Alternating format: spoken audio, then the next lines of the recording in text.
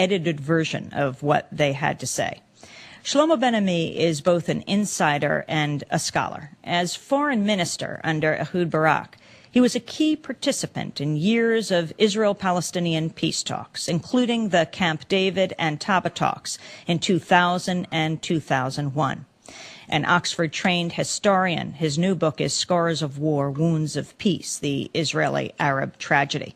President Bill Clinton says, quote, Shlomo Ben Ami worked tirelessly and courageously for peace. His account of what he did and failed to do and where we go from here should be read by everyone who wants a just and lasting resolution. We're also joined by Norman Finkelstein. He's a professor of political science at DePaul University in Chicago. His latest book is Beyond Chutzpah, on the misuse of anti-Semitism and the abuse of history. Avi Schleim, Israeli scholar at Oxford University, calls Beyond Chutzpah brilliantly illuminating on display are all the sterling qualities for which Finkelstein has become famous. We tried to cover as much ground as we could, from the origins of the conflict to the Oslo peace process to the present. I began by asking the foreign minister of Israel, Shlomo Ben Ami, about the founding of Israel in 1948. In 1948, what was born was a state, but also a regional superpower in many ways. We have prevailed over the invading Arab armies and the local population, which was practically evicted from Palestine, from the state of Israel, from what became the state of Israel, and this is how the refugee problem was born.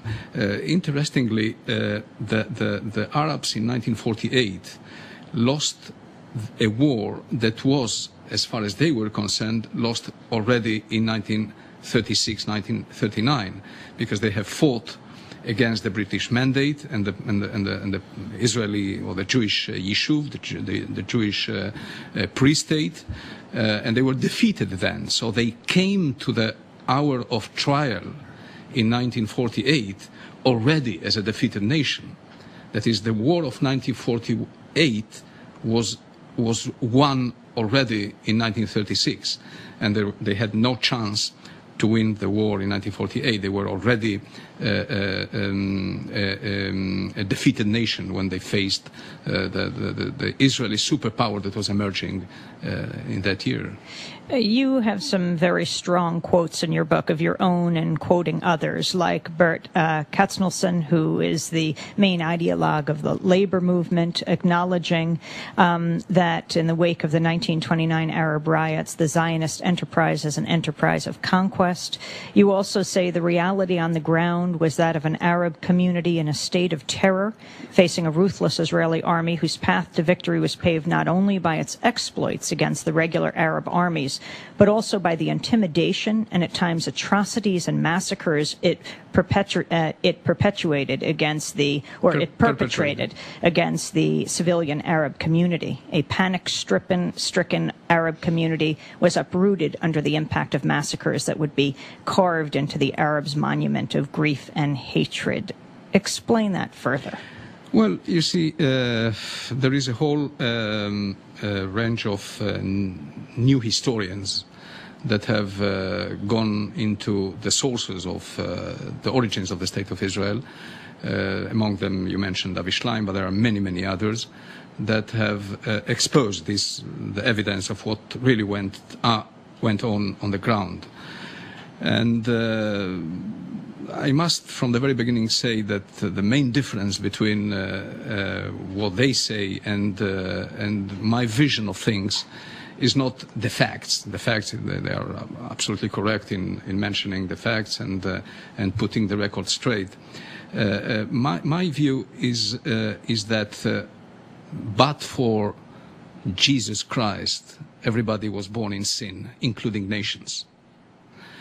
And the moral perspective of it is there, but at the same time, it does not undermine, in my view, in my very modest view, the justification for the creation of a Jewish state. However, tough the conditions and however immoral the consequences were for the Palestinians. I did want you to step back, Shlomo Ben Ami, and give us an overview of the whole peace process, of which you were a part, a critical player in this, the Oslo Peace Accords in 1993. Can you talk about what they entailed, why they failed? Well, the Oslo peace process was an agreement. It started as an agreement between two unequal partners. Arafat conceived Oslo as a way not necessarily to reach a settlement, but more importantly to him at that particular moment, in order to come back to the territories and control the politics of the Palestinian family. Don't forget that the Intifada, to which Oslo brought an end, started independently of the PLO leadership, and he saw how he was losing control of the destiny of the Palestinians. His only way to get back to the territories was through an agreement with Israel. So in Oslo, he made enormous concessions.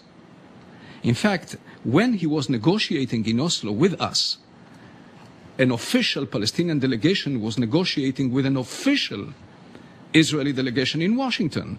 And the official Palestinian delegation was asking the right things from the viewpoint of the Palestinians: self-determination, right of return, end of occupation, all the necessary arguments. Whereas Arafat in Oslo reached an agreement that didn't even mention the right of self-determination for the Palestinians, doesn't even mention the need of the Israelis to put an end to settlements.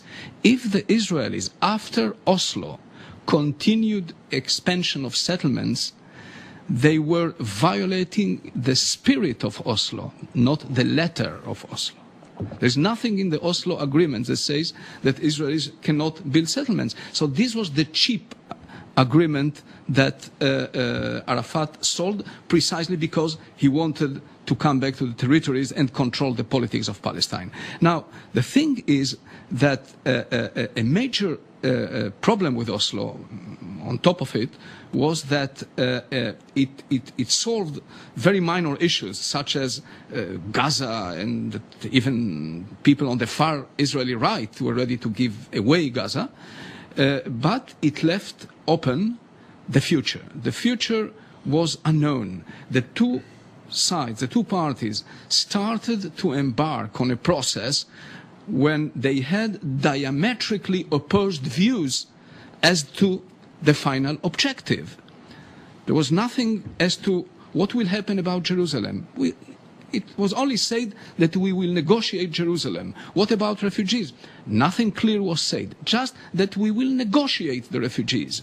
So the thing that the fact that the future was left so wide open was a standing invitation for the parties to dictate, to try and dictate the nature of the final agreement through unilateral acts. The Israelis by expanding settlements, and the Palestinians by responding with terrorism. So this symmetry that was created in Oslo persists to this very day. So Oslo could not usher in a final agreement because of the different expectations that the parties had. It was an exercise in make-believe. The Palestinians didn't even mention self-determination, so a leader like Rabin could have thought that, okay, we will have an agreement that will create something which is a state minus. This was Rabin's expression. He never thought this will end in a full-fledged Palestinian state. There was a lot of ambiguity, constructive ambiguity, might Kissinger say, but I think it was destructive ambiguity. It helped, this destructive ambiguity helped in clinching the Oslo agreement, but it was a minefield for those who went to Camp David and later on to Taba to try and solve all the pending issues.